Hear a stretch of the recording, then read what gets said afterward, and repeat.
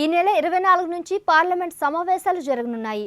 July 3 వరకు జరగనున్న ఈ సమావేశాల్లో ఎంపీల ప్రమాణం, స్పీకర్ ఎన్నికల, రాష్ట్రపతి ప్రసంగం ఉండనుంది.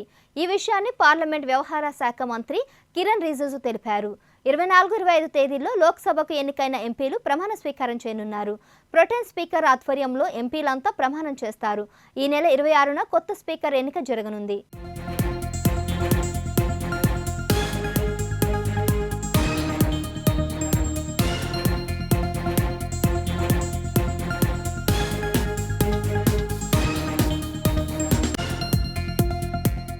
జూన్ 27న రాష్ట్రపతి ద్రౌపది ముర్ము ఉభయ సభలను ఉద్దేశించి ప్రసంగించనున్నారు.